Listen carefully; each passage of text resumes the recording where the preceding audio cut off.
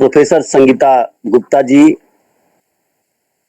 और डॉक्टर शैलेंद्र कुमार सिंह जी तथा सभी सम्मानित अध्यापकों एवं शोधार्थियों, जैसा कि विदित है कि आज नई शिक्षा नीति के तहत एक प्री पीएचडी कोर्स करना 6 महीने के लिए सभी बच्चों का अनिवार्य हो गया है।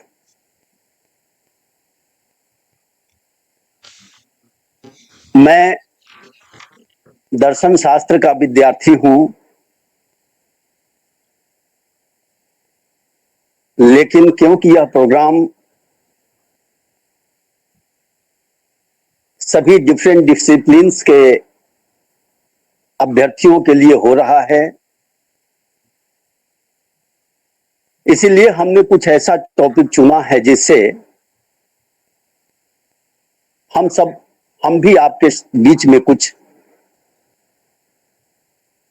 अपनी बातें रख सकें। देखिए, हायर एजुकेशन के दो मुख्य गोल हैं। There are two major goals of higher education, or you can say that research. The first thing is to update the existing knowledge, and number two, critically evaluating of this existing knowledge, attempt to establish a new dimensions of knowledge. मुख्य रूप से दो बातें हैं। एक तो ये है कि जो भी हम शोध कर रहे हैं और जो भी हम पढ़ा रहे हैं, चाहे अध्यापक हो चाहे शोधार्थी हो, तो जिस भी एरिया में हम काम कर रहे हैं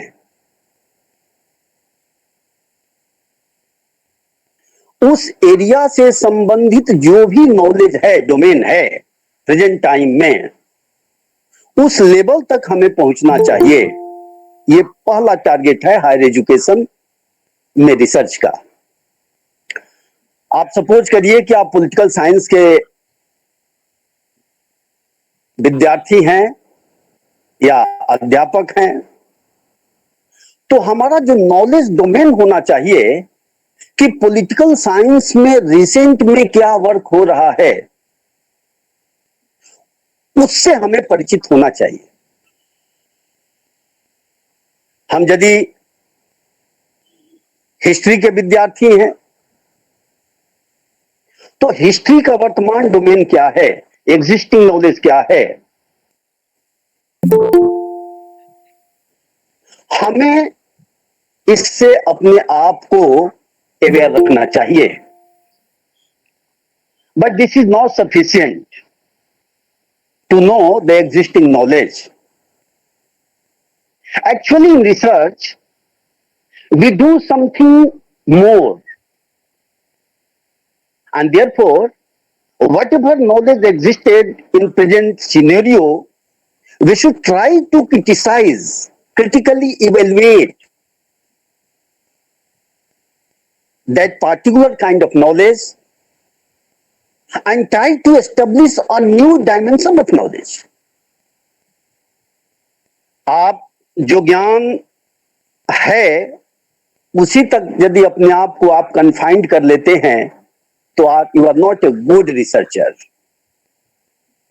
जो अच्छे रिसर्चर होते हैं, जो नॉलेज डोमेन है वर्तमान में,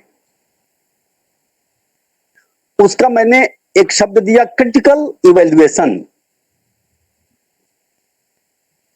उसमें कमियां दिखाकर, उसमें अच्छाइयां दिखा करके, और तब हमें एक नया गोल सेटअप करना चाहिए, and that kind of research is known as paradigm shift.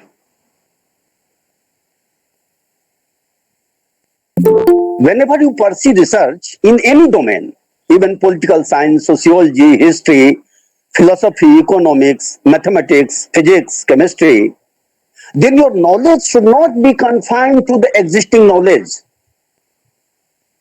but you should try to establish a new dimension in that particular domain of knowledge. And this dimension is known as paradigm shift. So the goal of research is to shift the paradigm in that particular kind of knowledge. जो शोध का उद्देश्य होना चाहिए वो ये होना चाहिए कि जो एग्जिस्टिंग नॉलेज है उससे हम उसका क्रिटिकली इवेल्युएट करके समीक्षात्मक रूप से मूल्यांकन करके और हम ज्ञान के क्षेत्र में एक नए डायमेंशन को जोड़ें. If you are not able to add something in that particular domain, you are not a true seeker of knowledge. You are not a true researcher of knowledge. यदि आप उस ज्ञान के क्षेत्र में कोई नया चीज ऐड नहीं कर रहे हैं तो आप अच्छे शोधार्थी नहीं हैं. तो दो चीजें समझना है, एक तो पैराडाइम और दूसरा पैराडाइम शिफ्ट. पैराडाइम ये होता है कि मान लीजिए कि नॉलेज डोमेन ये है तो यहां तक हमारी जानकारी उस फील्ड में होना ये पैराडाइम है, ये अपने आप को अपडेट करना है. और पैराडाइम शिफ्ट ये होता है कि ये नॉलेज डोमेन होता है तो इसको बाउंड्री को क्रॉस करके हमें ऊपर जाना है. ये जो एग्जिस्टिंग नॉलेज है इसको हमें इस बाउंड्री को ब्रेक करके जब हम एक अलग क्षेत्र में जाते हैं और वहां जाकर के कुछ नई बातें कहते हैं तब ये पैराडाइम शिफ्ट होता है. एक उदाहरण से आपको इसे स्पष्ट करने का प्रयास करते हैं. यूनान में एक समय राज्यादेश आया कि सूर्यास्त के बाद जो भी व्यक्ति बाहर निकलता है अपने घर से बाहर वो अपने साथ लालटेन रखेगा. तो जो लोग भी थे अब सब लालटेन लेकर के निकलने लगे सूर्यास्त के उपरांत. एक दिन सैनिकों ने एक ऐसे व्यक्ति को पकड़ लिया जो लालटेन तो लिए हुए था लेकिन जलाया नहीं था. तो पुलिस के अधिकारियों ने कहा कि राज्यादेश है कि लालटेन लेकर के निकलिए. तो उस व्यक्ति ने कहा कि मैं लालटेन तो लिए हुए हूं. तो कहा जलाया कहां है. तब उस व्यक्ति ने कहा जलाने का आदेश तो नहीं आया, ये था कि जो सूर्यास्त के उपरांत घर से बाहर जाएगा वो लालटेन लेकर के निकलेगा, मैं लालटेन लेकर निकला हूं. अब राज्यादेश में परिवर्तन किया गया और कहा गया कि सूर्यास्त के बाद जो व्यक्ति निकलेगा वो केवल लालटेन ले करके निकलेगा नहीं बल्कि उसको जला करके निकलेगा. उसकी बत्ती जलती होनी चाहिए. फिर एक दिन एक व्यक्ति पकड़ लिया गया जो लालटेन तो लिए हुए था, उसकी बत्ती भी जल रही थी लेकिन इतनी न्यून थी कि उससे प्रकाश नहीं निकल रहा था.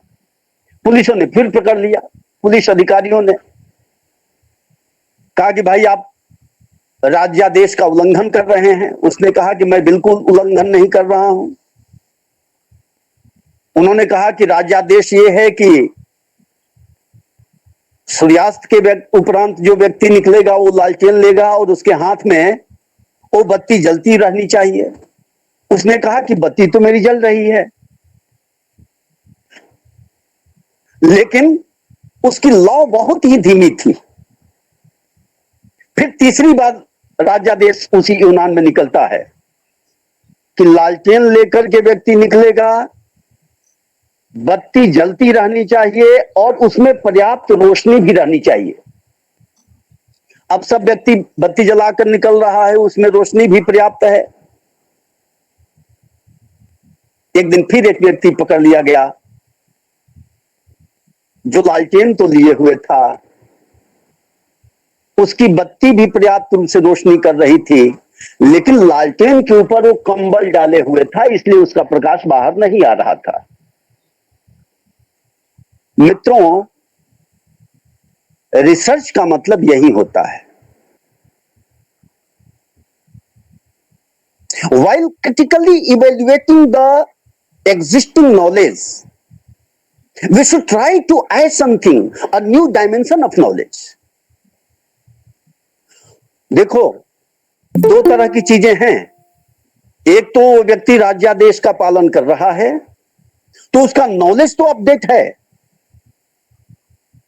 उस डोमेन में वो जुड़ा हुआ है, परंतु उससे आगे नहीं बढ़ रहा है। इसलिए जब उस एग्जिस्टिंग नॉलेज को जब क्रिटिसाइज करके जब हम उसमें नया डायमेंशन ऐड करते हैं, तो इसे हम कहते हैं पैराडाइम शिफ्ट। मार्क्सिज्म को आप लोगों ने पढ़ा होगा। मार्क्स ने कहा कि इतिहास की व्याख्या तो बहुत हो गई है, जगत की बहुत सारे इंटरप्रिटेशंस आ चुके हैं। Now this is time to change the world. Now this is not the time to describe the different theories concerning with the world, but now this is time to change the world. और उसने एक revolution किया, एक mechanism दिया, एक पूरा setup देता है कि कैसे ये चेंज आएगा सोसाइटी में। और उसके लिए वो आप सब जानते ही हैं, डायलेक्टिक मेटेरियलिज्म और रिवोल्यूशन की थियरी देता है, और ये कह के एक सोसाइटी में पैराडाइम शिफ्ट करता है। पैराडाइम शिफ्ट का मतलब यह होता है कि जो एग्जिस्टिंग डोमेन ऑफ नॉलेज है, उसको बिल्कुल एक नया डायमेंशन में ले आना। रिसर्च का यही उद्देश्य होता है कि जो भी उस डोमेन ऑफ नॉलेज है, जो भी उस ज्ञान का क्षेत्र है, हमें उसमें कुछ चीजें ऐड करके एक नया डायमेंशन को जोड़ना चाहिए। और इसीलिए जो व्यक्ति ऐसा करता है उसको फिलोसोफर कहा जाता है। फिलोसफी केवल पढ़ने और पढ़ाने वाला फिलोसोफर नहीं होता है। Any person who try to add something in a particular domain of knowledge is known as philosopher. आप सब जानते ही हैं कि फिलोसोफर शब्द को सबसे पहले क्वाइन किया था पाइथागोरस ने, who was basically a Greek mathematician, who was not philosopher. In Greek period, in ancient time, intellectuals were known as wise men. Pythagoras suggested that a wise man is only God. We are not wise men. We as a human being are not wise men. The wise man is only God. And we are the lovers of wisdom. Pythagoras कहते हैं Greek period में जितने intellectuals होते थे उनको wise man कहा जाता था, बुद्धिमान कहा जाता था। पाइथागोरस ने कहा कि देखो, बुद्धिमान तो केवल ईश्वर है, हम बुद्धिमान नहीं हैं, हम तो केवल लवर्स ऑफ विजडम है। और इसी कारण पाइथागोरस ने कहा कि there are three major classifications of person. The first category of person is the lovers of gain.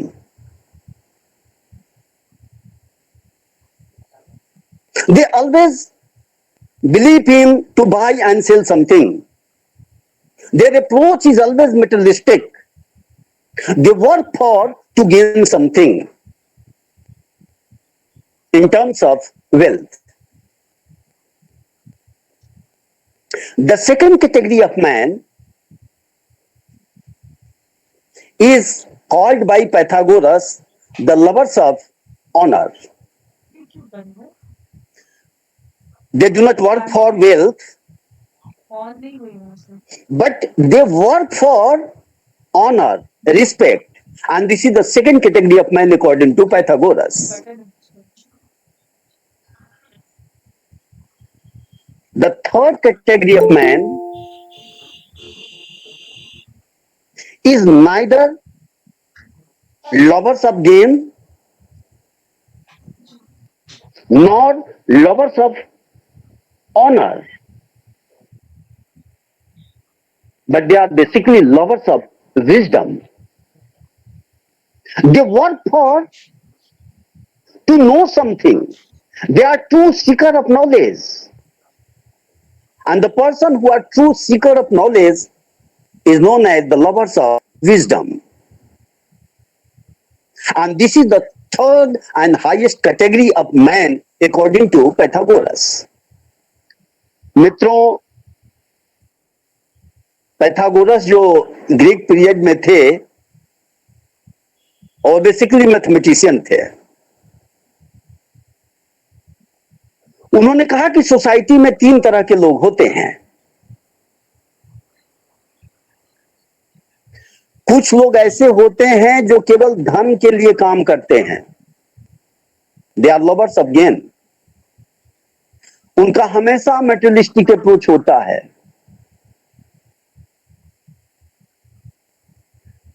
Pythagoras कहते हैं कि ये सबसे लोवेस्ट कैटेगरी है व्यक्तियों की जो केवल धन के लिए जान देते हैं। टका धर्मम टका कर्मम टका नास्ति टकटकी। एक छोटी घटना बताएं आप लोगों को। यूक्लिड की ज्योमेट्री हम सब पढ़े हुए हैं और यूक्लिड के एकेडमी में एक व्यक्ति गया,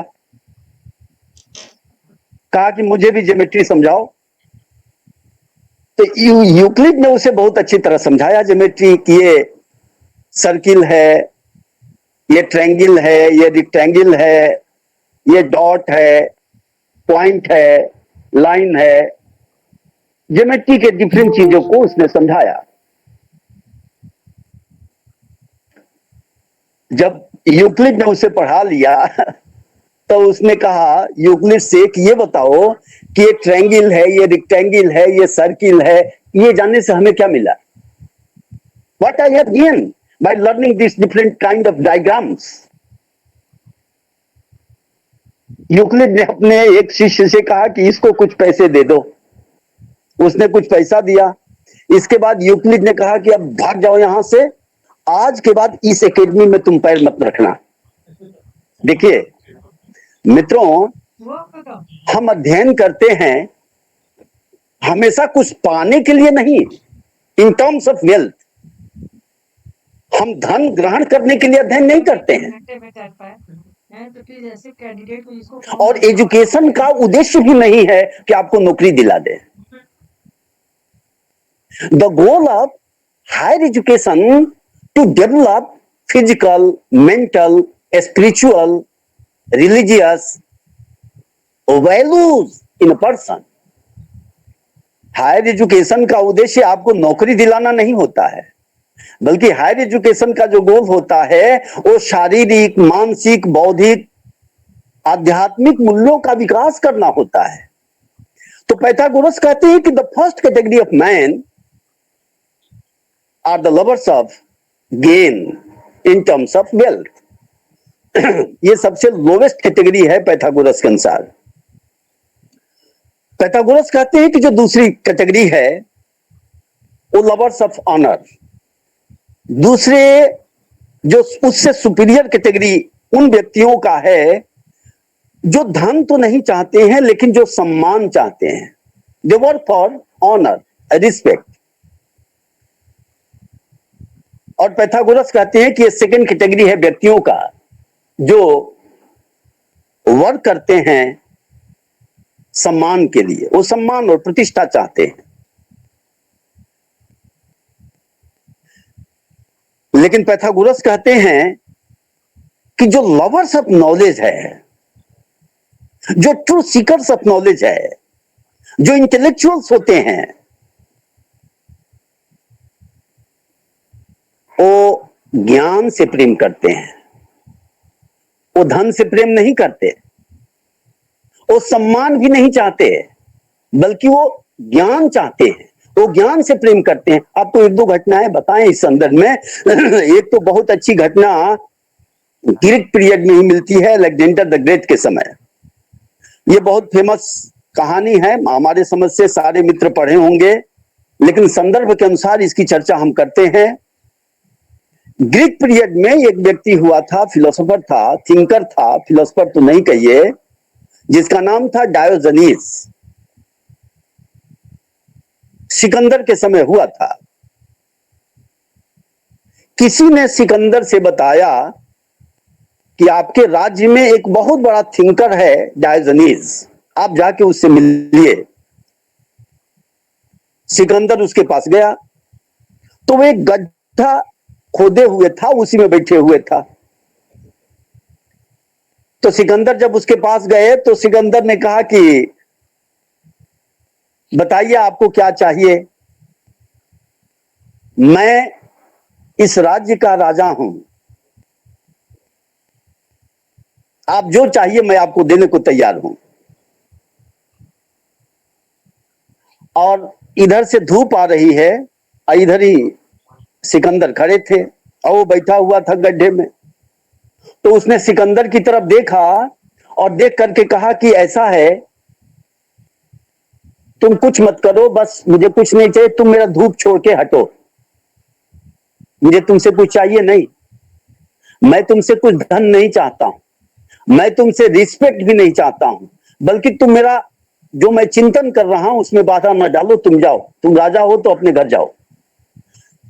मित्रों, this is the goal of research. While critically evaluating the existing domain of knowledge, we should try to add something. इसीलिए पाइथागोरस कहता है कि जो लवर्स ऑफ नॉलेज हैं, जो लवर्स ऑफ विजडम है, वही सही अर्थों में फिलोसोफर है। फिलोसोफर केवल फिलोसफी पढ़ाने वाला नहीं होता है। Any thinker, any intellectual concerning with any domain of disciplines, maybe history, maybe philosophy, maybe political science, maybe sociology, maybe mathematics, economics, botany, zoology, are known as philosophers. So philosophers are not those persons who teach philosophy, who study philosophy, but philosophers are those who are lovers of wisdom, जो ज्ञान से प्रेम करता है। हालांकि देखिए मित्रों, मैं दो शब्दों का प्रयोग बार बार सिनोनिम्स टर्म्स के अर्थ में कर रहा हूं, आप सबको इसका अंतर जानना चाहिए। मैं कभी विजडम का प्रयोग कर रहा हूं, कभी नॉलेज का प्रयोग कर रहा हूं। दो wisdom and knowledge by and large both are same to each other. However, there are subtle distinctions between wisdom and knowledge. दोनों एक नहीं है। ज्ञान, knowledge is a tool and wisdom is a device to apply this tool. ज्ञान तो एक औजार है और उस औजार का प्रयोग हम कैसे कर रहे हैं, ये हमारा विजडम होता है। So, by and large, both terms have been used in the same sense. However, there are subtle distinctions between knowledge and wisdom. आज बार बार मैसेज आ रहा है, मैं बहुत दुखी हो रहा हूं, क्योंकि अभी तक मेरा इंटरनेट कभी गया नहीं, लेकिन पता नहीं क्यों आज इंटरनेट मेरा वर्क नहीं कर रहा है। तो आपको किसी तरह मैं ऐड करके आपके बीच में अपनी बातों को प्रस्तुत कर रहा हूं। तो बार बार मैसेज इस पर रिफ्लेक्ट हो रहा है, इसलिए मुझे दिक्कत आ रही है। ये आज ही हुआ है। इसके लिए मैं क्षमा प्रार्थी हूं मित्रों से। तो देखो मित्रों, जो लवर्स ऑफ विजडम होता है वो फिलोसोफर होता है। और इसी डिसिप्लिन को हम फिलोसफी कहते हैं। तो फिलोसफी केवल सब्जेक्ट नहीं है। जो लवर्स ऑफ विजडम का अनुयायी होता है उसी को फिलोसोफर कहा जाता है। और इसीलिए मित्रों, जब आप शोध करते हैं, जब आप रिसर्च करते हैं किसी भी डिसिप्लिन में, आप फिजिक्स में रिसर्च करिए तो भी आपको डॉक्टर ऑफ फिलोसफी कहा जाएगा। आप मैथमेटिक्स में रिसर्च करिए तो डॉक्टर ऑफ मैथमेटिक्स नहीं कहे जाएंगे, आपको डॉक्टर ऑफ फिलोसफी कहा जाएगा। आप हिस्ट्री में रिसर्च करिए तो डॉक्टर ऑफ हिस्ट्री नहीं, डॉक्टर ऑफ फिलोसफी कहा जाएगा। आप संस्कृत में रिसर्च करिए तो आपको डॉक्टर ऑफ संस्कृत नहीं, डॉक्टर ऑफ फिलोसफी कहा जाएगा। If you pursue research in any domain of knowledge, science, arts, commerce और any domain of knowledge, your degree will be doctor of philosophy, DPhil और पीएचडी। हालांकि डिफिल और पीएचडी थोड़ा सा अंतर है, क्योंकि हमारी इंडिया में एकमात्र विश्वविद्यालय इलाहाबाद यूनिवर्सिटी है जो डिफिल की डिग्री देती थी, उसको भी अब चेंज कर दिया गया। और यही पैटर्न ऑक्सफोर्ड यूनिवर्सिटी का था, डिफिल डॉक्टर ऑफ फिलोसफी। बाकी सारी यूनिवर्सिटी पीएचडी की डिग्री देती थी। पीएचडी और डिफिल दोनों समान होता है, लेकिन एक ग्रीक लैंग्वेज है पीएचडी, फिलोसोफिया डॉक्टोरिस, ये ग्रीक लैंग्वेज है, उसका भी वही अर्थ होता है। और जब हम कहते हैं कि डिफिल डॉक्टर ऑफ फिलोसफी, ये इंग्लिश टर्म है और इसका भी अर्थ वही होता है, लेकिन दोनों का इटमोलॉजिकल मीनिंग आप लेंगे तो अंतर पाएंगे। PhD is basically Greek term, it is originated from Philosophia Doctoris, but DPhil, that is Doctor of Philosophy, is an English term and it means Doctor of Philosophy. So one is known as Philosophia Doctoris and other is known as Doctor of Philosophy. The meaning, the origination of both terms are different, but the meaning is same. अब मित्रों, एक समस्या आपके समक्ष में प्रस्तुत कर रहा हूं कि whenever you pursue your research in mathematics or botany or economics or political science, then why not your degree is given by doctor of mathematics, doctor of Sanskrit, doctor of Hindi, doctor of botany? Why it is called as doctor of philosophy? आप लोगों ने इस पर कभी सोचा कि doctor of philosophy क्यों करते हैं? भाई, हमने मैथमेटिक्स में रिसर्च किया तो हमको डॉक्टर ऑफ मैथमेटिक्स कहना चाहिए। आपने हिंदी में रिसर्च किया तो आपको डॉक्टर ऑफ हिंदी कहना चाहिए, डॉक्टर ऑफ संस्कृत कहना चाहिए। Why it is called a doctor of philosophy? ऐसा क्यों कहा जाता है? इसकी बहुत से हमारे मित्र नए हैं, बच्चे हैं जो नहीं जानते होंगे। थोड़ी सी इस पर डिस्कशन करके तब मैं रिसर्च एथिक्स पर आऊंगा। देखिए, जो फिलोसफी होता है इसी चीज पर वो दो शब्द से मिलकर के बना है।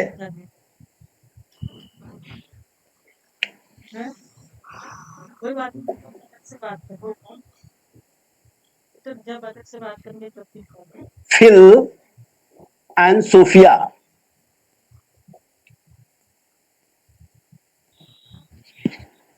Philo means love and Sophia means knowledge. Knowledge, or you can say that wisdom. So philosophy is love of knowledge or love of wisdom. T S. Eliot का एक स्टेटमेंट है, आप लोग उसकी पोयम में पढ़े होंगे। टी.एस. इलियट ने कहा कि where is wisdom? It was lost in knowledge. And where is knowledge? It was lost in information. सिर्फ So ultimately, wisdom is lost in information. प्रज्ञा कहाँ है, विजडम कहाँ है? तो कहता है टीएस इलियट कि जो विजडम है वो नॉलेज तक कन्फाइंड हो गया है, और ज्ञान कहाँ है? तो टीएस इलियट कहता है कि जो ज्ञान है वो इंफॉर्मेशन तक कलेक्ट हो गया है, कन्फाइंड हो गया है. तो आज के डेट में as much as you gain knowledge, as much as you gain information, as much as you are known as a knowledgeable person. So knowledge is directly concerned with information. If you get so many information, then you will be known as he is excellent person, knowledgeable person, because he has lots of information. तो आज हम ज्ञानी व्यक्ति उसको कहते हैं जो जितना ज्यादा इंफॉर्मेशन को कलेक्ट कर लिया है. इसीलिए इलियट कहते हैं कि विजडम नॉलेज तक कन्फाइंड है और नॉलेज इंफॉर्मेशन तक कन्फाइंड है. तो अल्टीमेटली जो हमारा विजडम है वो इंफॉर्मेशन तक कन्फाइंड हो गया. तो हम ज्ञानी व्यक्ति तब हैं जब हमारे पास बहुत सारे इंफॉर्मेशन रहे. अब समस्या ये है कि लव ऑफ नॉलेज या लव ऑफ विजडम क्या होता है.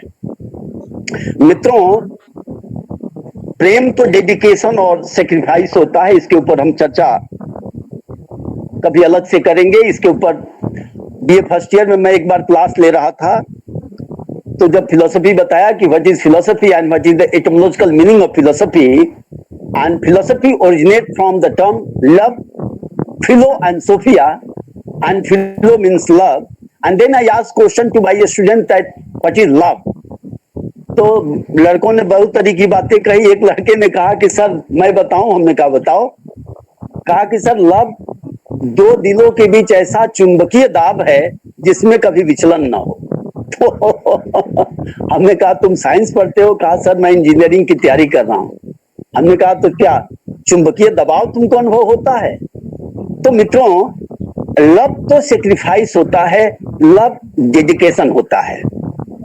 नॉलेज क्या है? हम किसी भी डिसिप्लिन में जाएं, नॉलेज से हमको मुकाबला होगी. हर क्षण नॉलेज आएगा. 1971 में एक थिंकर है जिसका नाम है, अमेरिकन थिंकर है जिसका नाम है किथ लेहरर. किथ लेहरर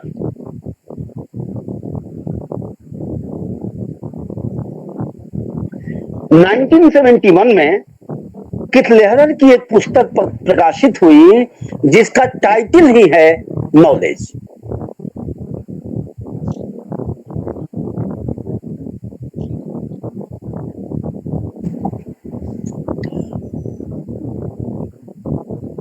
और किथ लेहरर कहते हैं कि by and large the term knowledge have been used into 3 different senses. ज्ञान का प्रयोग 3 भिन्न अर्थों में होता रहा है. कभी कभी ज्ञान का प्रयोग हम एक्विंटेंस के अर्थ में करते हैं. नॉलेज बाय एक्विंटेंस, परिचय के अर्थ में. जैसे मैं कहता हूं कि मैं फला व्यक्ति को जानता हूं. I know Mohan,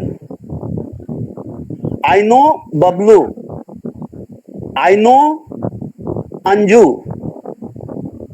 here I know is concerned with the term acquaintance. It means that I am familiar with Manju, Sohan, Dohan, etc. and etc. तो ज्ञान का प्रयोग कभी कभी एक्विंटेंस के अर्थ में होता है, परिचय के अर्थ में होता है, ऐसा किथ लेहरर का मानना है. जैसे कोई कहता है कि मैं सोहन को जानता हूं, it means that I am familiar with Sohan. मैं सीता को जानता हूं, it means that I am familiar with Sita. तो ज्ञान का प्रयोग कभी कभी इंफॉर्मेशन, कभी कभी एक्विंटेंस के अर्थ में या परिचय के अर्थ में होता है। Sometimes the term knowledge has been used in terms of performance और कॉम्पिटेंसी। कभी कभी ज्ञान शब्द का प्रयोग कार्य संपादन के अर्थ में होता है।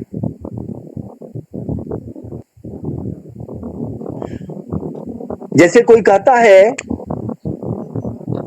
कि मैं कार चलाना जानता हूं या जानती हूं, कोई व्यक्ति कहता है, इसका मतलब यह हो गया कि मैं कार से परिचित नहीं हूं, बल्कि इसका केवल मतलब यह हुआ कि यदि आप मुझे कार दें तो मैं चला के दिखा दूंगा। I know horse riding, I know horse riding. Horse riding means if you give me horse, then I can ride upon horse, I can show it. मैं घुड़सवारी जानता हूं, तो यहां पर परिचय से मतलब नहीं है। यहां मतलब यह है कि आप यदि मुझे घोड़ा दें तो मैं चला के दिखा दूं। मैं साइकिल चलाना जानता हूं या जानती हूं, तो आप मुझे साइकिल दीजिए और मैं चला के दिखा दूं। So sometimes the term knowledge has been used in terms of competency or performance. It is not concerned with acquaintance. Whenever a person says that I know how to drive bicycle, it means that he is not saying that I am familiar with bicycle. No, not at all. इसका केवल और केवल मतलब यह हुआ कि मैं cycle दीजिए तो मैं साइकिल चला के दिखा दूं। And eventually the term knowledge has been used in the sense of information. मित्रों, ज्ञान का प्रयोग अधिकांशतः इंफॉर्मेशन के अर्थ में होता है, and that meaning is very much important for any discipline of knowledge. हम यदि मैथमेटिक्स में रिसर्च कर रहे हैं, हम यदि फिलॉसफी में रिसर्च कर रहे हैं, पोल साइंस में रिसर्च कर रहे हैं, किसी भी विधा में शोध कर रहे हैं, तो वहां पर ज्ञान शब्द का प्रयोग एक्विंटेंस के अर्थ में नहीं होता है, कॉम्पिटेंसी के अर्थ में नहीं होता है, बल्कि वहां पर ज्ञान शब्द का प्रयोग केवल और केवल इंफॉर्मेशन के अर्थ में होता है। जैसे I know that if anything thrown above it will come back.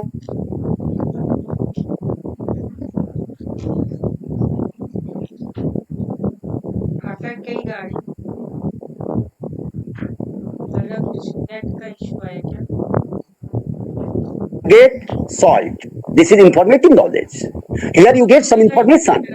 I know that the present Prime Minister of India is Narendra Modi ji. This is informative knowledge. Here you get some information. According to Kittelhedder,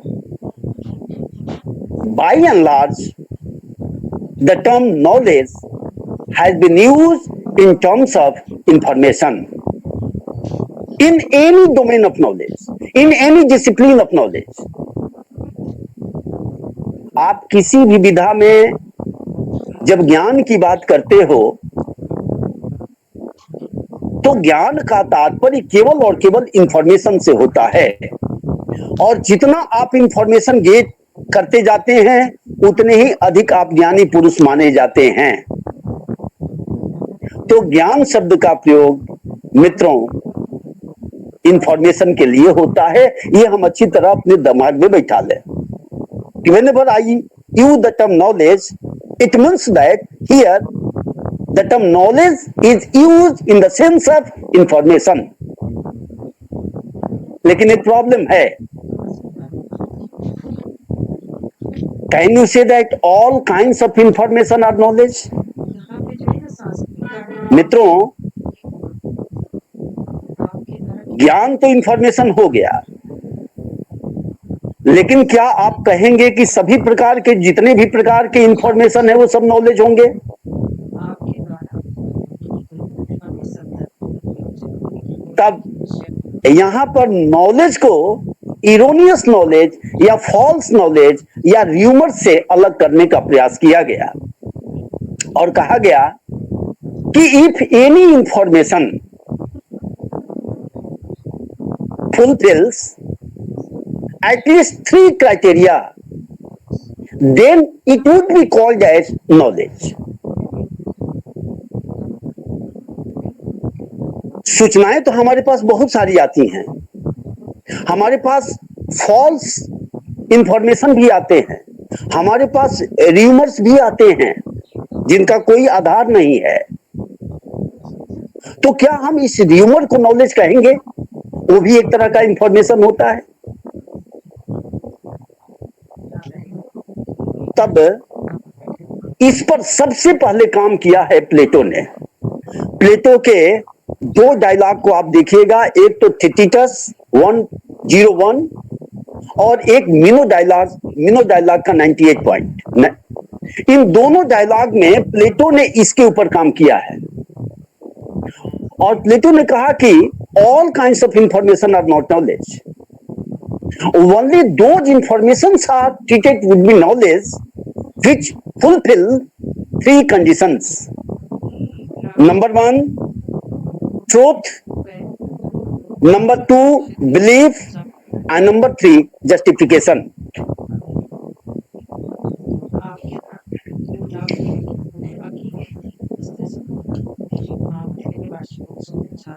आप लोगों को शायद black board दिखाई दे रहा होगा, जहां तक मुझे उम्मीद है. देखिए, जब हम इंफॉर्मेशन की बात करते हैं तो इंफॉर्मेशन में 3 कंडीशन पूरा होना चाहिए.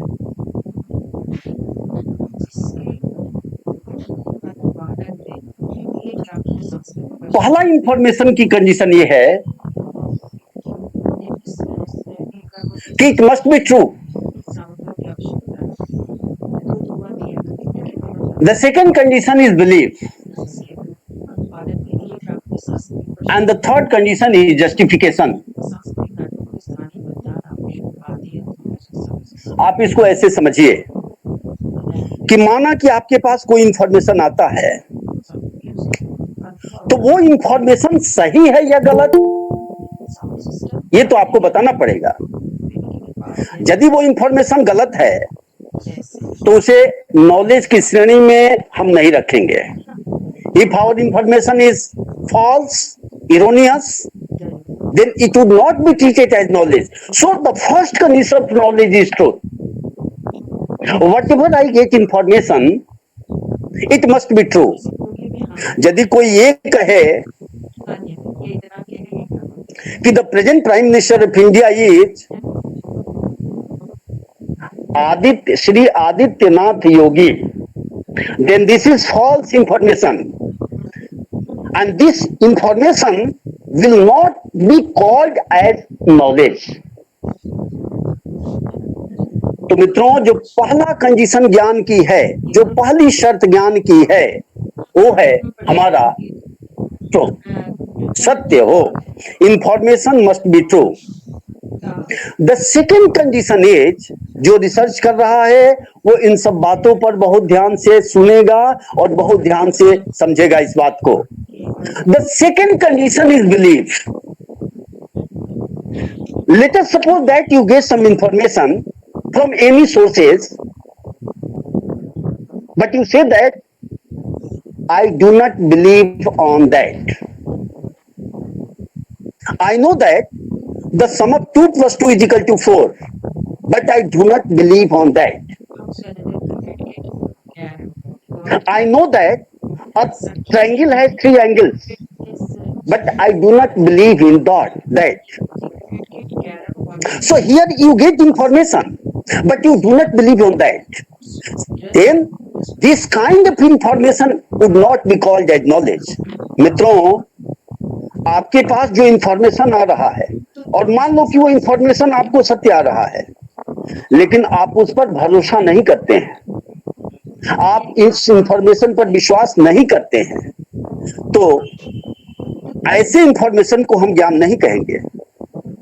जैसे कोई कहे कि मैं जानता हूं कि 2 धन 2 का योग 4 होता है, परंतु मैं इसे मानता नहीं हूं, मैं इस पर विश्वास नहीं करता, तब हम ऐसे ज्ञान को, इंफॉर्मेशन को ज्ञान की श्रेणी में नहीं रखेंगे। कोई कहे कि मैं जानता हूं कि गाय के 4 पैर होते हैं, परंतु मैं विश्वास नहीं करता, तो इसे ज्ञान नहीं कहे।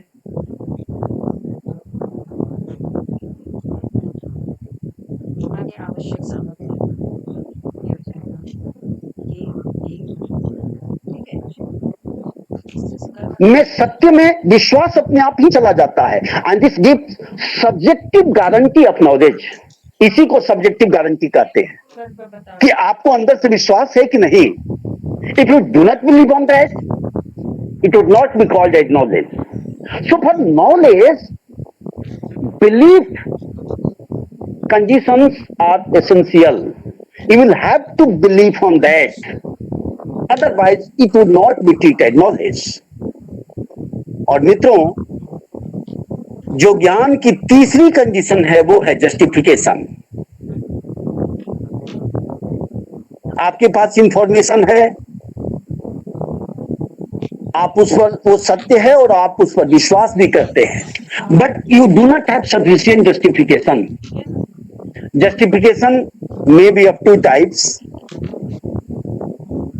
एक जिसको हम सफिशिएंट जस्टिफिकेशन कहते हैं और दूसरे जिसको हम कंक्लूसिव जस्टिफिकेशन कहते हैं। जो हमारे मित्र मैथमेटिक्स के होंगे या जो कॉमर्स के मित्र होंगे, बच्चे होंगे, वो इन बातों को विशेष रूप से पकड़ पाएंगे, क्योंकि देखिए जो भी ह्यूमैनिटीज है और सोशल साइंसेज हैं, उसमें हम कंक्लूसिव जस्टिफिकेशन की बात नहीं कर सकते हैं,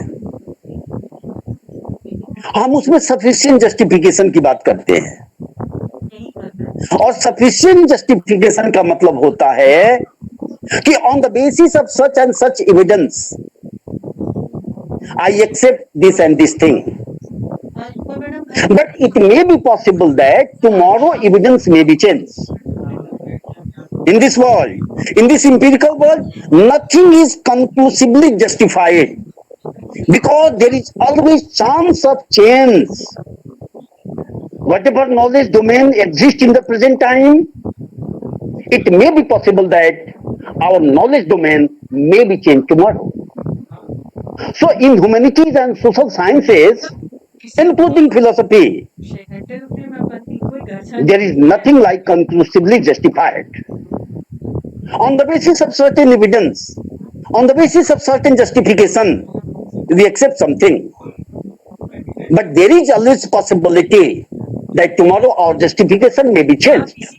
And if our justification may be changed, naturally is concerning truth must be changed. मित्रों, जस्टिफिकेशन हमारे 2 तरह के होते हैं।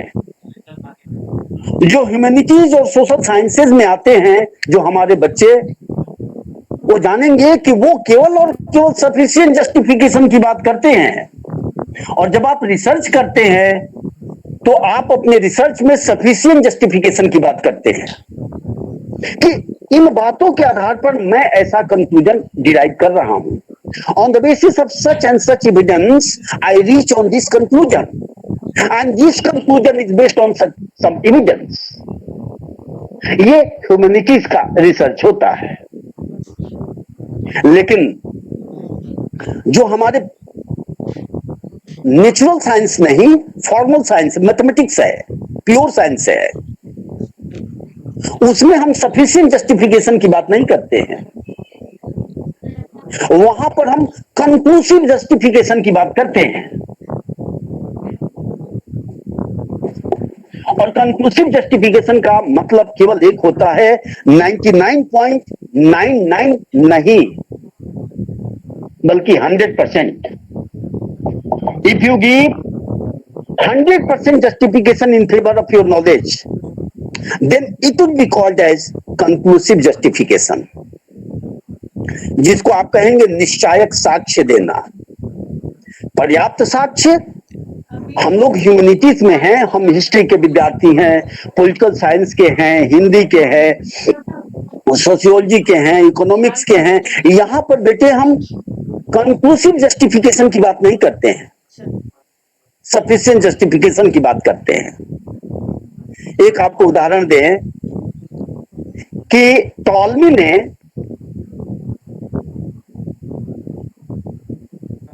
जियोसेंट्रिक थियरी दिया था, और अपने जियोसेंट्रिक थियरी में टॉलमी ने यह कहा कि earth is in the centre and the sun revolving around the earth. This is known as geocentric theory.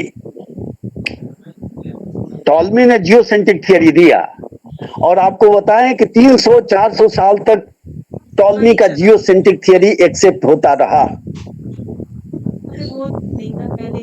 लेकिन जब कोपरनिकस आया तो कोपरनिकस ने जो जियोसेंट्रिक थियरी है उसको रिप्लेस कर दिया और उसके स्थान पर एक नया सिद्धांत दिया जिसको हम कहते हैं हेलियोसेंट्रिक थियरी. और उसने कहा कि whatever appears it is not real. So there is a difference between appearance and reality. It appears that sun is revolving around the earth, but as a matter of fact, sun is static, and the earth is revolving around the sun. So earlier, whatever Ptolemy propounded, it was totally rejected by Copernicus. And Copernicus, in his heliocentric theory, replaced geocentric theory. तो मित्रों, हम जो भी research कर रहे हैं, जो भी बच्चे रिसर्च कर रहे हैं, चाहे वो किसी भी डिसिप्लिन से हों, उनका पूरा का पूरा रिसर्च का जो सेंटर है वो जस्टिफिकेशन है. हमारा जो भी रिसर्च होता है वो जस्टिफिकेशन बेस्ड होता है. वो जस्टिफिकेशन या तो सफिशिएंट जस्टिफिकेशन पर होगा या कंक्लूसिव जस्टिफिकेशन पर होगा. But you will have to give some justification in favour of your research. जैसे जस्टिफिकेशन बदल जाएगा वैसे ही हमारा बिलीफ बदल जाएगा और वैसे ही हमारा ट्रूथ बदल जाएगा. तो इसको हम ट्रिपार्टाइट कंडीशंस कहते हैं. और इस ट्रिपार्टाइट कंडीशंस के जो सेंटर में है वो जस्टिफिकेशन है, और इसके सर्कमफेरेंस पर जो है वो ट्रूथ है और हमारा बिलीफ है. और मित्रों, ये जो ट्रूथ और बिलीफ है वो जस्टिफिकेशन के अकॉर्डिंग बदलता रहता है. जब जस्टिफिकेशन चेंज हो जाएगा हमारा बिलीफ और ट्रूथ चेंज हो जाएगा. जैसे जैसे हम जब नए रिसर्च करते हैं और नए रिसर्च में हम नए नए डायमेंशन ले आते हैं, हम नए नए जस्टिफिकेशन ले आते हैं, या तो सर्वे के आधार पर ले आते हैं, ऑब्जर्वेशन के आधार पर ले आते हैं, एक्सपेरिमेंट के आधार पर ले आते हैं. और जैसे जैसे हमारा ऑब्जर्वेशन बदलता है, जस्टिफिकेशन बदलता है, वैसे वैसे हमारा डोमेन ऑफ नॉलेज है वो चेंज होता रहता है. This is the true research. इसको हम डिफिल कहते हैं, इसको हम डॉक्टर ऑफ फिलोसफी कहते हैं, या इसको हम रिसर्च कहते हैं. तो whenever you pursue in research, your whole research is based on justification. मित्रों, इसीलिए जब फिलोसफी की जब बात आती है इसको लव ऑफ विजडम कहा गया. Love of wisdom, love of wisdom, love of knowledge. क्यों लव ऑफ नॉलेज हो गया? क्योंकि लव ऑफ नॉलेज में हम एक नए डायमेंशन की चर्चा करते हैं, एक नए डोमेन की चर्चा करते हैं, और उस डोमेन में हम अपनी जस्टिफिकेशन के आधार पर एक नया फॉर्मूला देते हैं, एक नया जस्टिफिकेशन देते हैं. इसीलिए आप रिसर्च करते हैं, आप किसी भी डिसिप्लिन में करें तो आपको डिग्री डॉक्टर ऑफ फिलोसफी दी जाती है. अब फिलोसफी क्या हो गया? फिलोसफी केवल थॉट है, फिलोसफी किसी भी चीज के ऊपर मेरी चीजें revise logical and consistent thinking is known as philosophy. So philosophy is not a kind of discipline like mathematics, political science, and etc. But philosophy is a process of logical and consistent thinking. मित्रों, जब आप किसी भी चीज के ऊपर तार्किक और सुसंगत ढंग से, दो टर्म मैंने यूज किया, लॉजिकल एंड कॉन्सिस्टेंट, जब थिंकिंग करते हैं तो उसे हम फिलॉसफी कहते हैं। इसीलिए प्लेटो ने कहा कि फिलॉसफी बिगिंस इन वंडर। जहां वंडर है, आश्चर्य, वहां जिज्ञासा है। जहां जिज्ञासा है वहां चिंतन है। और मित्रों, ये जो चिंतन है उसी को फिलॉसफी कहते हैं। So whenever you pursue your research, then in this research, in your conclusion, you mention that on the basis of such and such evidence, on the basis of such and such justification, I reach on this conclusion, and this is my conviction. This is my conclusion. I think like this. This is my opinion. मित्रों, हमारे कई से, जैसा कि शैलेंद्र जी ने बताया कि इसमें कई अध्यापक भी बैठे हुए हैं। जब हम तो अध्यापक और या जो लोग भी डॉक्टरेट कर चुके हैं, पीएचडी, यदि आपने सही रिसर्च किया है तो आप अपने कंक्लूजन में एक नई चीज जोड़ते हैं और कहते हैं कि इन बातों का अध्ययन करने के उपरांत मैं इस निष्कर्ष पर पहुंचता हूं कि, अब आप अपना निष्कर्ष देते हैं, and this conclusion is based on your thinking. मित्रों, ये जो कंक्लूजन होता है वो आपके अपने विचार पर निर्भर करता है। ये आपका अपना कंट्रीब्यूशन होता है, ये आपका अपना थिंकिंग होता है। इसीलिए मैथमेटिक्स में भी आप रिसर्च करते हैं तो कहते हैं कि this is my conviction, this is my conclusion on the basis of such and such observation, on the basis of such and such experiment or logical justification, conclusive justification, I reach on this conclusion.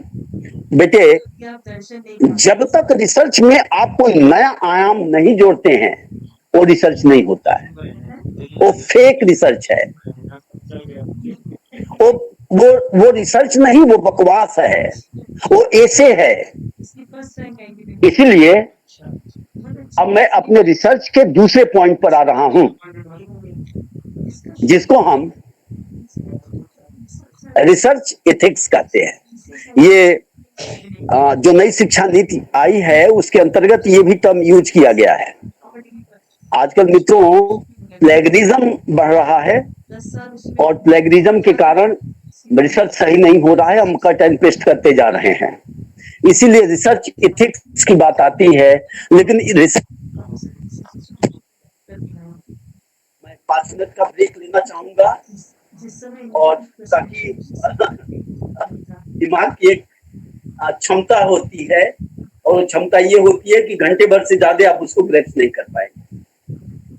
तो मैं मित्रों से आग्रह करूंगा कि जिसको कोई, doctor Shailendra ji यदि मेरी बात सुन रहे हैं आप, तो यदि किसी मित्र को कोई कठिनाई हो इस बात को समझने में, अभी तक मैंने एम ऑफ रिसर्च बताया है कि रिसर्च में हम करते क्या है, रिसर्च का गोल क्या होता है। और रिसर्च का गोल हम लोगों ने देखा कि कोई नया चीज कंट्रीब्यूट करना होता है अपने ऑब्जर्वेशन के आधार पर, अपने सर्वे के आधार पर, अपने लॉजिकल और कंसिस्टेंट थिंकिंग के आधार पर। तो शैलेंद्र जी मेरी बात सुन रहे हैं? हाँ, yes sir, yes sir, yes sir. क्या सबको तो बात किया जाए या कर लिया जाए? सर अभी थोड़ा सा आप टाइम ले सकते हैं सर। मेरे पास थोड़ा अच्छा, सा है सर। अच्छा। रिसर्च में we will have to add something. We will have to add a new dimension in that particular area. लेकिन मित्रों, ये कहते हुए बड़ा दुख हो रहा है कि जो हायर एजुकेशन का गोल था वो सफल नहीं हो पा रहा है, क्योंकि हमारे बहुत सारे बच्चे ऐसे रिसर्च लिख रहे हैं जो ऑलरेडी जिस पर काम हुआ है और उनका कंक्लूजन भी वही है जो पहले दिया जा चुका है। तो फिर तो आप प्लेगरिज्म के अंतर्गत आ गए। आपको डिग्री तो दी इसलिए जाती है पीएचडी की, इन पीएचडी यू कंट्रीब्यूट समथिंग। कल मैं पटना यूनिवर्सिटी में एक पीएचडी वाइवा ले रहा था और पीएचडी वाइवा में जो भी, अब कैंडिडेट का नाम लेना ठीक नहीं है, उसने जो भी रिसर्च किया, मैंने केवल सिंपल चीजें पूछा कि what is your contribution in this research, and she was unable to explain it that what is her contribution in this area. मित्रों, if you do not contribute something new, your degree should not be awarded as PhD. क्योंकि PhD का मतलब आपको मैंने समझा दिया कि PhD का मतलब होता है डॉक्टर ऑफ फिलोसफी, और डॉक्टर ऑफ फिलोसफी में फिलोसफी सब्जेक्ट नहीं है। फिलोसफी तो आपकी इंटेलेक्चुअल ऑनेस्टी है। आप कोई चीज कंट्रीब्यूट करते हैं तब आपको डॉक्टर ऑफ फिलोसफी कहा जाता है। तो जो फिलोसफी, इसमें दो टर्म हैं, रिसर्च इथिक्स। इथिक्स क्या है? What is ethics? आजकल मित्रों मैनेजमेंट इथिक्स की चर्चा हो रही है, मेडिसिन इथिक्स की चर्चा हो रही है, इकोलॉजिकल इथिक्स की चर्चा हो रही है, पुलिस इथिक्स की चर्चा हो रही है, इन्वायरमेंटल इथिक्स की चर्चा हो रही है, बायो इथिक्स की चर्चा हो रही है। आखिर ये इथिक्स है क्या? उसी तरह आज ये रिसर्च इथिक्स की चर्चा हो रही है। पूरे भारत ही नहीं बल्कि पूरे वैश्विक स्तर पर रिसर्च इथिक्स की चर्चा हो रही है। तो मैं नहीं जानता कि आप किस डिसिप्लिन से हैं, लेकिन research ethics is concern with all disciplines without any discrimination. Either you are a student of science or you are a student of arts or commerce. You will have to know what is research ethics. आपको research ethics समझना पड़ेगा। मित्रों, बहुत सरल शब्दों में मैं आपको बता रहा हूं, क्योंकि विषय बहुत गहन है और उस लेवल तक हम नहीं जा सकते, क्योंकि इसके केवल रिसर्च इथिक्स बताने के लिए आपको 5-6 लेक्चर अलग से मुझे देना पड़ेगा, तब आप समझ पाएंगे कि रिसर्च इथिक्स क्या होता है। लेकिन इतना समय नहीं है। इथिक्स क्या है? देखिए, मनुष्य समाज में रहता है और जब हम समाज में रहते हैं तो समाज में हर एक व्यक्ति के आचरण का प्रभाव आचरण पर पड़ता है, और वो प्रभाव दो तरह का हो सकता है। Either we affect the society in positive way और we affect the society in negative way, but every man always affect the society either in negative way और इन पॉजिटिव वे। हर एक व्यक्ति अपने आचरण के द्वारा दो रूपों में प्रभावित करता है। या तो हम अन्य व्यक्तियों में अच्छे मूल्यों का विकास करते हैं, या हम अन्य व्यक्तियों में एक नकारात्मक प्रभाव डालते हैं। Let us suppose that by our conduct we affect the society or other persons in negative way,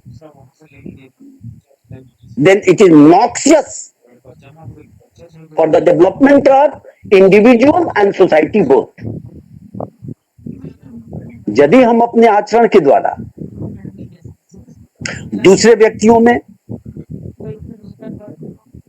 या पूरे समाज के ऊपर एक नकारात्मक प्रभाव, गलत मूल्यों का जन्म दे रहे हैं, हत्या, बलात्कार, चोरी, व्यभिचार, इन मूल्यों की बात कर रहे हैं, इन मूल्यों का विकास कर रहे हैं, तब हमारा ऐसा आचरण उस समाज और व्यक्ति, अन्य व्यक्तियों के विकास में बाधक ही नहीं होगा, बल्कि उनका संहारक भी होगा।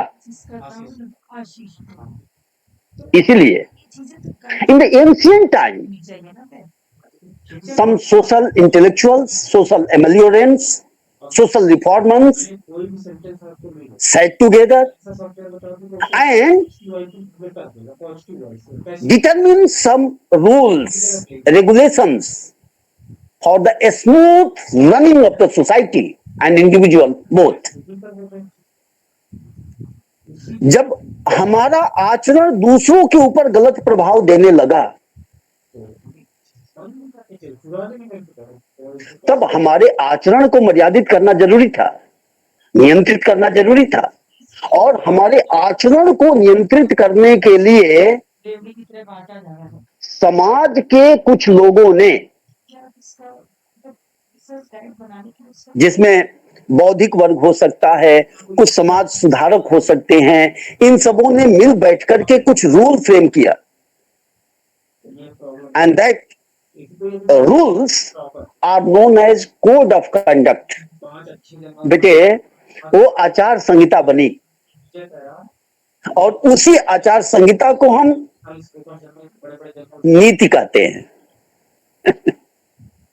और उसका अध्ययन करने वाले शास्त्र को नीति शास्त्र कहते हैं। सो नीति शास्त्र, that is ethics, is basically the collection of code of conducts and nothing else. If anybody asks you that what is ethics, then you should tell that ethics is nothing but collection of code of conducts. बेटे, जो ethics है वो code of conduct है, वो आचार संहिता है, और उस आचार संहिता के दो टारगेट हैं। पहला टारगेट है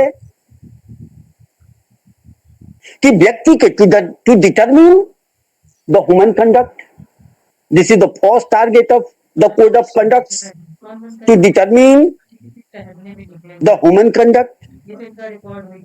and the second thing is to establish social harmony in the society, so that individual and society both function in a smooth way. So for the smooth functioning of individual and society, they set up some norms, they set up some rules, they set up some regulations for the society. देखिए, जब हमारा आचरण दूसरे के विकास में बाधक होगा, तो आचरण को नियंत्रित करने के लिए, जिससे समाज का सही विकास हो सके, कुछ नॉर्म्स बनाए गए और उसी नॉर्म्स को कोड ऑफ कंडक्ट कहा गया, और उसी कोड ऑफ कंडक्ट को हम एथिक्स कहते हैं। जो उसका अध्ययन करता है उसको हम एथिक्स कहते हैं। तो what is the goal of ethics?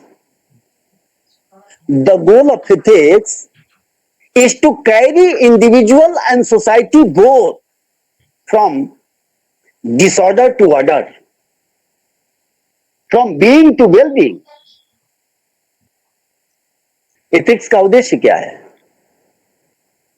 Ethics का उद्देश्य केवल एक है, और वो ये है कि व्यक्ति और समाज को, समाज व्यक्तियों का ही एक व्यवस्थित समूह है। तो जब व्यक्ति का आचरण नियंत्रित होगा तो समाज अपने आप में मर्यादित होगा। जब हमारा आचरण मर्यादित होगा तो समाज मर्यादित होगा। तो मित्रों, व्यक्ति के आचरण को और सामाजिक व्यवस्था को जब हम बीइंग से वेल बीइंग की ओर ले चलने की बात करते हैं, जो है उससे और बेहतर, उससे और बेहतर, उससे और बेहतर जब हम बनाने का प्रयास करते हैं, तो इसे हम एथिक्स कहते हैं। तो एथिक्स का उद्देश्य है व्यक्ति और समाज को व्यतिक्रम से विन्यास की ओर ले चलना और व्यवस्था से व्यवस्था की ओर ले चलना और बीइंग से वेल बीइंग की ओर ले चलना, ये इथिक्स होता है। लेकिन इथिक्स के मित्रों आगे चलकर के बहुत सारे डायमेंशंस हो गए। बाद में चलकर के ये तो नॉर्मेटिव इथिक्स हो गया, बाद में चलकर के मेटा इथिक्स आया। अब एक एक चीजों पर कई कई घंटे पर का संवाद हो सकता है, लेकिन समय का अभाव को देखते हुए मैं केवल नाम गिना के आगे बढ़ रहा हूं।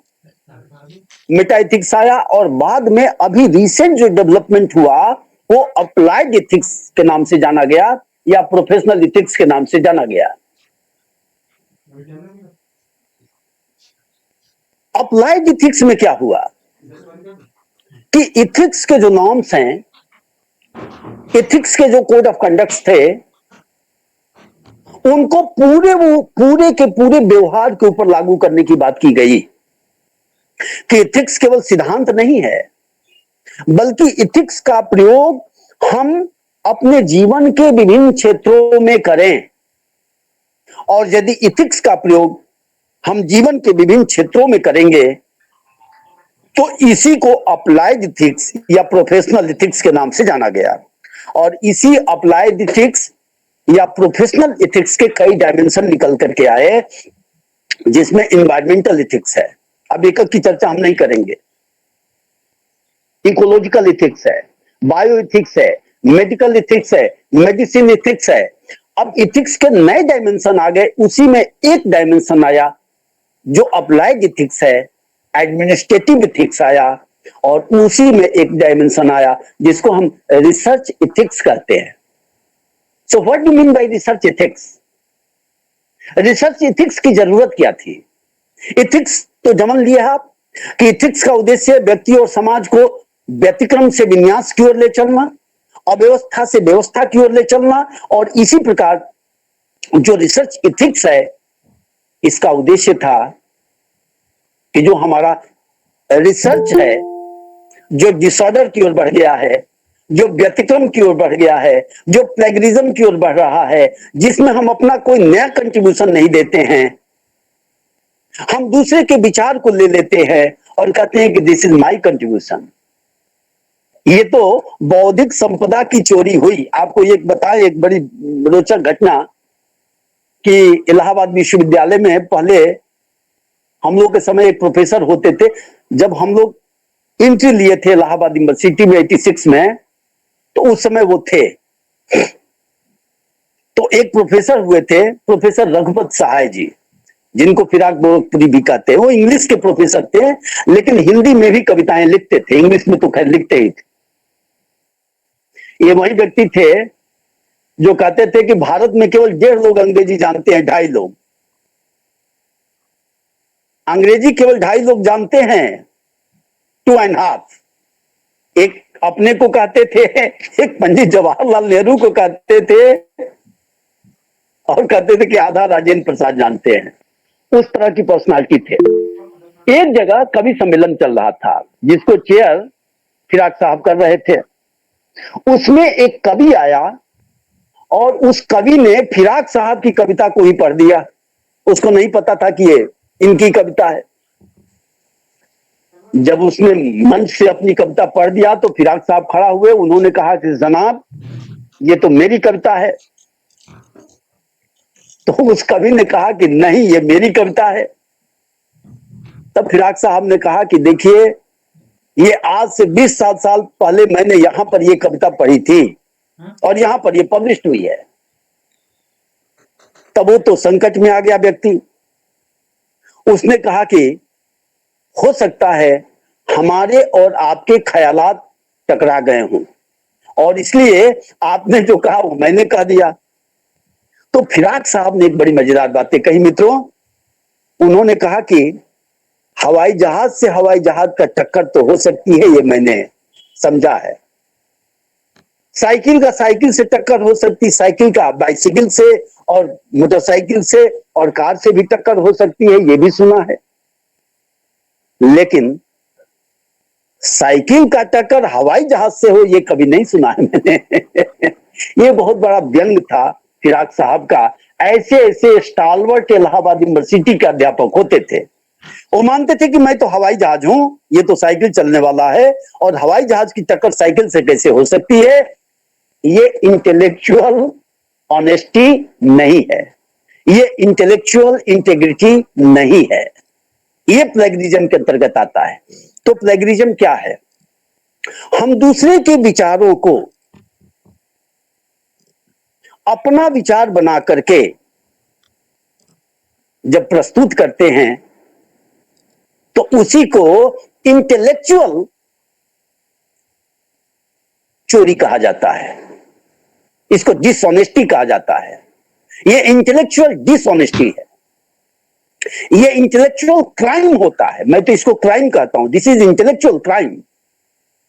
जब आप दूसरे के विचार को अपना विचार बना करके और कहते हैं कि ये मेरा कंट्रीब्यूशन है, तो आप क्रिमिनल एक्टिविटी कर रहे हैं, आप आतंकवादी कार्रवाई कर रहे, आपके विरुद्ध अनुशासनात्मक कार्रवाई होनी चाहिए और होती भी है। आप लोग जान जाइए कि इंटेलेक्चुअल प्रॉपर्टी में आपने चोरी करते हुए प्लेगरिज्म में आपने पकड़ लिया गया तो आपकी डिग्री वापस हो सकती है, आपकी पूरी डिग्री छीन ली जाएगी।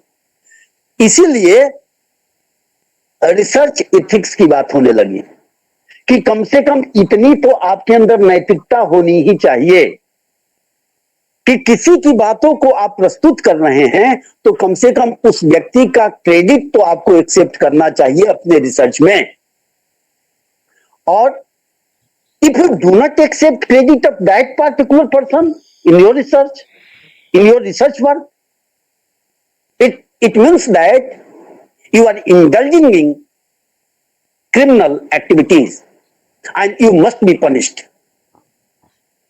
आप यदि दूसरे के विचारों को अपना विचार बना करके प्रस्तुत करते हैं तो यह इंटेलेक्चुअल ऑनेस्टी नहीं है, यह इंटेलेक्चुअल इंटेग्रिटी नहीं है। तो अब जब हम रिसर्च इथिक्स की बात करते हैं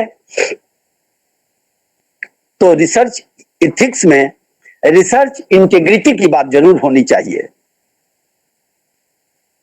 now the question is what is integrity. अब एक समस्या यह है कि इंटेग्रिटी क्या है।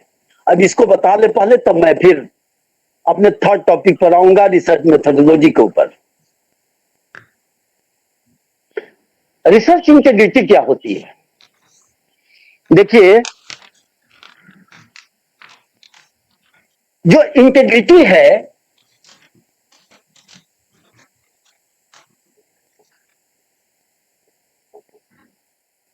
सत्यनिष्ठा,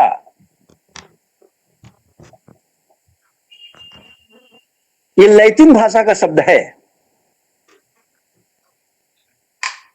और लैटिन भाषा में जो इंटीग्रिटी है it originates from the Latin term integer.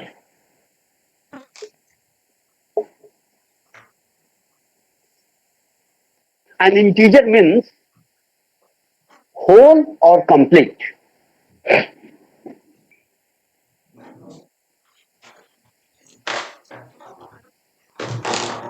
So what is integer? In mathematics, it is defined as integer is a whole number with no fraction. Integer हम सब जनरल मैथमेटिक्स पढ़े हुए हैं और जब जनरल मैथमेटिक्स पढ़ते हैं तो कई तरह के नंबर होते हैं। नेचुरल नंबर होता है, होल नंबर होता है, इंटीजर नंबर होता है, फ्रैक्शन नंबर होता है, कॉम्प्लेक्स नंबर होता है, कई तरह के नंबर होते हैं। सबकी चर्चा हम नहीं करेंगे, हम केवल जितनी जरूरत है इंटीग्रिटी को समझाते समय उतनी चर्चा करेंगे। देखो, एक नंबर होता है जिसे हम नेचुरल नंबर कहते हैं, और नेचुरल नंबर का मतलब होता है जो 1 से शुरू होता है, 1 2 3 4 डॉट डॉट डॉट इंफिनिटी, ये नेचुरल नंबर है। दूसरा नंबर होता है मैथमेटिक्स में जिसे हम होल नंबर कहते हैं, और होल नंबर 0 से शुरू होता है, 0 1 2 3 4 डॉट डॉट डॉट इंफिनिटी।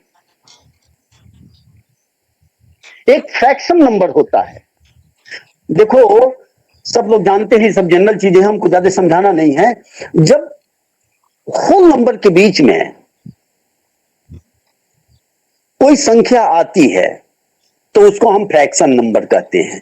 जैसे 1 और 2 है, उसके बीच में तो कोई संख्या पूर्ण संख्या आएगी नहीं, लेकिन जब हम कहते हैं कि 1.2 1.3 या 1/2 1/3, तो इसको हम फ्रैक्शन नंबर कहते हैं। होल नंबर के बीच में जो आता है उसको हम फ्रैक्शन नंबर कहते हैं। और एक इंटीजर नंबर होता है, और इंटीजर नंबर दो तरह का होता है, निगेटिव भी होता है, पॉजिटिव भी होता है।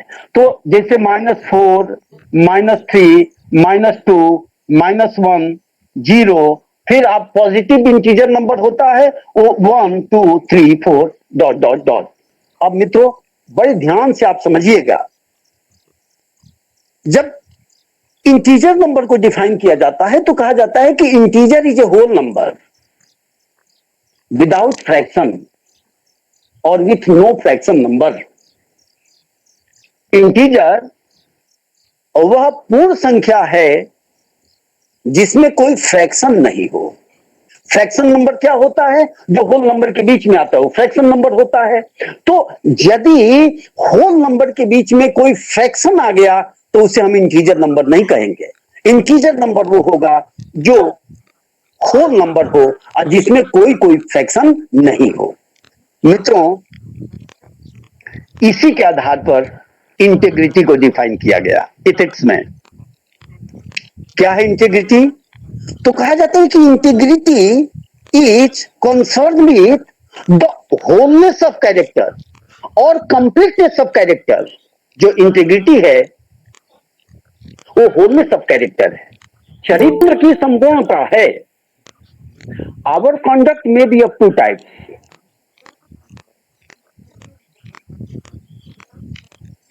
If there is fraction in my conduct, then it is known as hypocrisy. And if there is completeness in conduct, then it is known as integrity. मित्रों हमारा आचरण दो तरह का हो सकता है। एक हमारे आचरण में फ्रैक्शन हो। फ्रैक्शन का मतलब ये होता है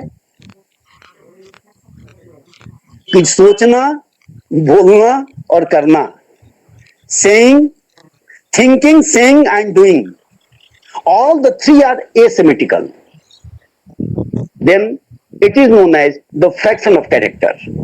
जब हमारे चिंतन में और भाषा में और कर्म में यदि फ्रैक्शन हो, तीनों सिमेट्रिकल नहीं हो, तो इसको हम हिपोक्रेसी कहते हैं, पाखंड कहते हैं, इंटीग्रिटी नहीं कहते।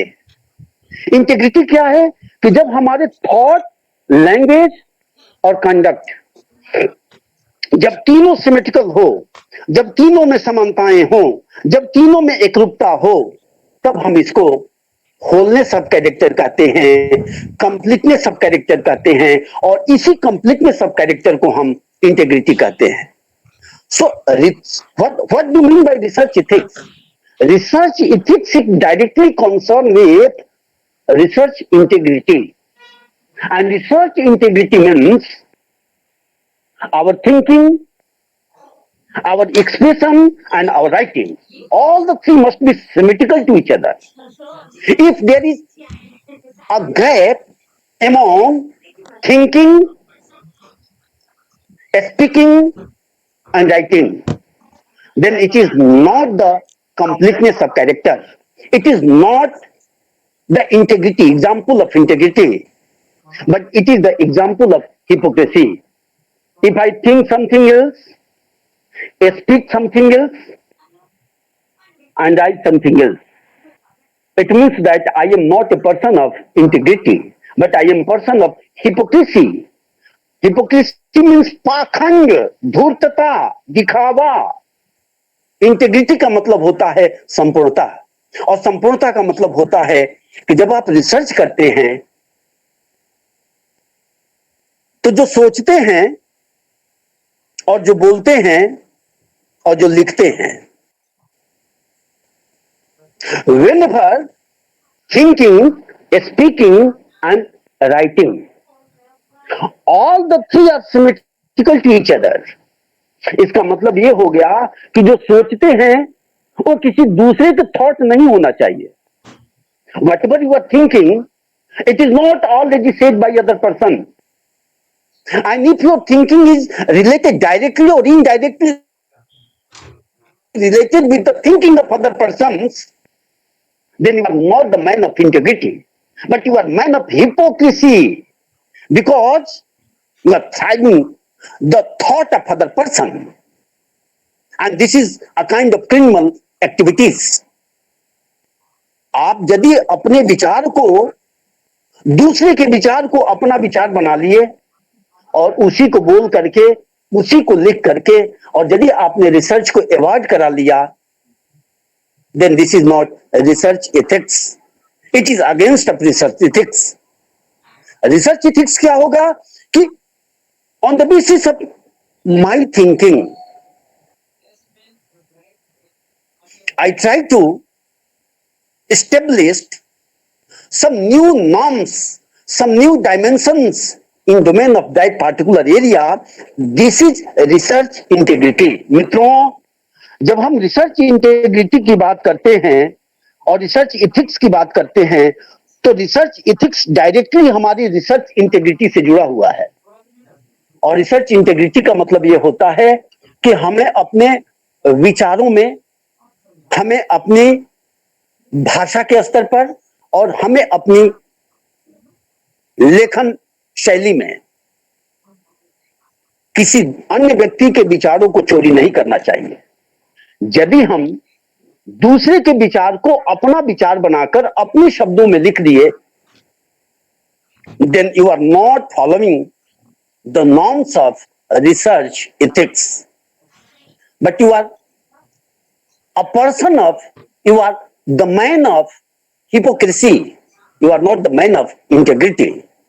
तो रिसर्च इथिक्स की जब बात आती है तो आप ध्यान रखिएगा कि रिसर्च इथिक्स का मतलब हो गया रिसर्च इंटेग्रिटी, और रिसर्च इंटेग्रिटी का मतलब होता है कि हमारा अपना थॉट हो, हमारी अपनी भाषा हो और हमारी अपनी लेखन शैली हो. यदि हम इन नॉर्म्स को फॉलो करते हैं, देखो मित्रों, हम लोग बहुत से रिसर्च करते हैं और रिसर्च में हमारी इंटेलेक्चुअल ऑनेस्टी ये होनी चाहिए कि यदि हमने कहीं से कुछ पढ़ा, अब आजकल तो इंटरनेट के थ्रू आप लेते हैं और सब कुछ 1 मिनट में एक डिवाइस ऐसी डेवलप हो गई है जिससे तुरंत आपको पकड़ में आ जाएगा. आप किसी भी चीज को लेके आप अपने ही गूगल पे डाल दीजिए तो उससे कंसर्न जितनी चीजें हैं सब आ जाएंगी. तो आपको पता चल जाएगा कि आप कितने मौलिक थिंकर हैं या किसी के बात को चुरा करके रख रहे हैं.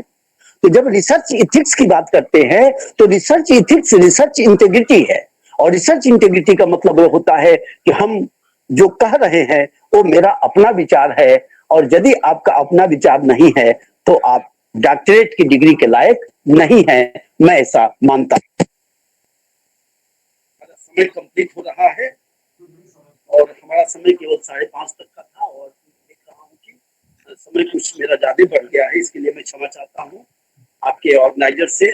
और now this is time of open discussion. Shailendra ji यदि हो, डॉक्टर शैलेंद्र. हाँ जी सर, हम खुद स्वयं समय भूल गए सर आपको सुनते सुनते. हाँ, तो कोई भी प्रतिभागी जिसका कोई भी प्रश्न हो जरूर अपने प्रश्नों को सर के समक्ष रखें. हाँ नमस्कार सर, मेरा नाम मनीष जोशी है. थोड़ा धीमा जी. बोलिएगा पहले. हाँ, बहुत-बहुत धन्यवाद सर। काफ़ी विस्तार से और बहुत सरलता से आपने हमें रिसर्च मेथोडोलॉजी का ज्ञान दिया। सर एक प्रश्न तो नहीं कहेंगे बल्कि थोड़ा-सा मैं सोच रहा था कि ये जो सत्य, विश्वास और औचित्य है या फिर ट्रुथ, बिलीव और जस्टिफिकेशन, क्या है कि ये साइकिल में चलते रहते हैं सर?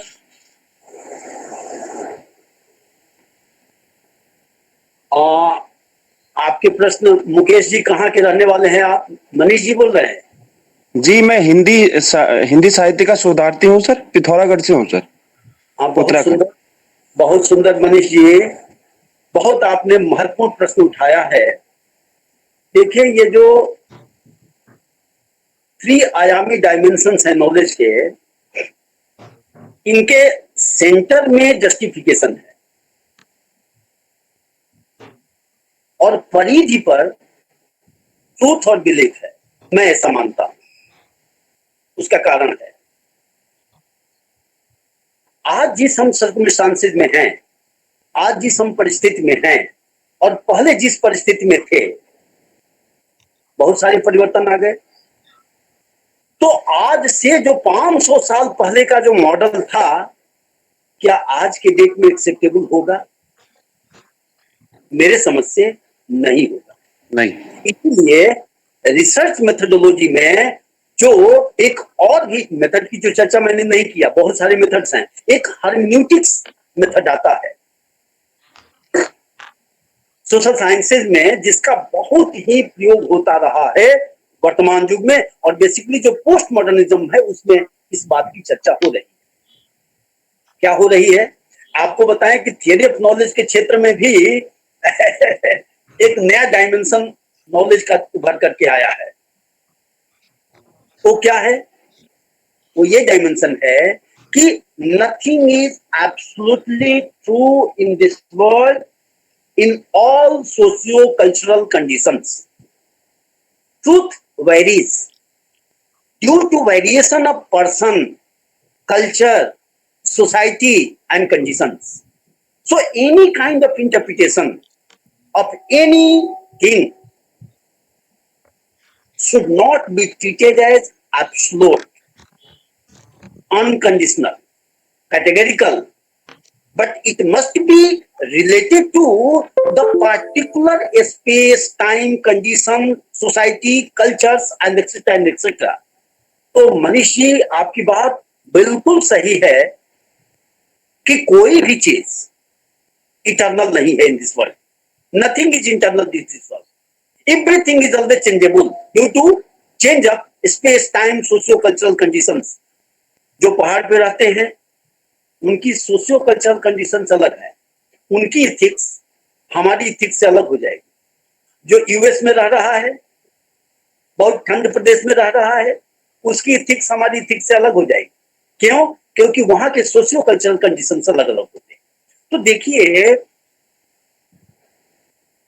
दो तरह के चीजें डेवलप होता है। एक स्पेकुलेटिव मेटाफिजिक्स होता है और दूसरे को हम डिस्क्रिप्टिव मेटाफिजिक्स कहते हैं। एक चीज तो ये होती है कि वो हर एक देश और काल में समान रूप से सत्य है, उसमें कोई चेंज, कोई परिवर्तन की जरूरत नहीं है। लेकिन पोस्ट मॉडर्निज्म इस बात को नहीं मान रहा है। पोस्ट मॉडर्निज्म इस बात को मान रहा है कि कोई भी चीज एक पार्टिकुलर स्पेस और टाइम में ही सत्य होगी, और जैसे जैसे स्पेस और टाइम बदलेगा उसी तरह हमारे नॉलेज कंडीशंस बदलेंगे और तब ट्रूथ और बिलीफ भी बदलता जाएगा। मनीष जी, आज से 100 साल पहले जो बिलीफ था, जो जस्टिफिकेशन था, जो नॉलेज था, वो आज बदल गया। आज से हजारों साल पहले यदि आप ग्रीक इरा में चले तो वहां एटॉमिक साइंस डेवलप हुआ, जो डेमोक्रिटस के द्वारा, ल्यूसिफस के द्वारा एटॉमिक साइंस डेवलप हो गया और मान लिया गया कि atom is the subtle element of this world. Science का डेवलपमेंट होता है, जस्टिफिकेशन बदलता है, और अब मान लिया गया कि नहीं, अब एटम के अंत में भी इलेक्ट्रॉन, प्रोटॉन और न्यूट्रॉन है। सेंटर में न्यूट्रॉन और प्रोटॉन है और वो इलेक्ट्रॉन अपना ऑर्बिट पूरा करने के लिए चक्कर लगा रहा है। साइंस और डेवलप होता है और अब जो ऑब्जेक्ट है उसका डिवीजन हम एनर्जी के रूप में कर लेते हैं। और अल्बर्ट आइंस्टीन आया तो उन्होंने सिद्धांत दिया E = mc²। एनर्जी को मास को एनर्जी में कन्वर्ट किया जा सकता है और इसके ऊपर पूरा का पूरा क्वांटम मैकेनिक्स और क्वांटम फिजिक्स डेवलप हो गया। ये बताइए कि जो कल ट्रूथ थी, क्या आज वही ट्रूथ है? जो कल सोशियो कल्चरल कंडीशंस थे, क्या आज वो भी कंडीशंस है? और आज के 500 साल बाद क्या होगा? क्या मैं आज से 10 साल पहले भी सोच सकता था कि ऑनलाइन क्लास चलेगा और ऑनलाइन में लेक्चर दूंगा? I never thought like this. लेकिन परिस्थिति बदली, कोविड-19 आया और पूरा का पूरा सोसाइटी का एक पैराडाइम शिफ्ट हो गया। इसी को पैराडाइम शिफ्ट कहते हैं। This is paradigm shift. जब एक लेवल पर कोई नाम सोसाइटी का और उसको रिप्लेस करके दूसरे लेवल पर नॉर्म्स आते हैं, तो this is known as paradigm shift in society. इसलिए आज आपकी बात बिल्कुल सही है कि जो भी चीजें हैं वो जस्टिफिकेशन के इर्द गिर्द घूमती हैं और जस्टिफिकेशन के इर्द गिर्द उनका ट्रूथ और बिलीफ सिस्टम भी बदलता रहता है। इसलिए आपकी बात से मैं बिल्कुल सहमत हूं। Nothing is permanent, everything is always changing. Thank you for this question. धन्यवाद सर।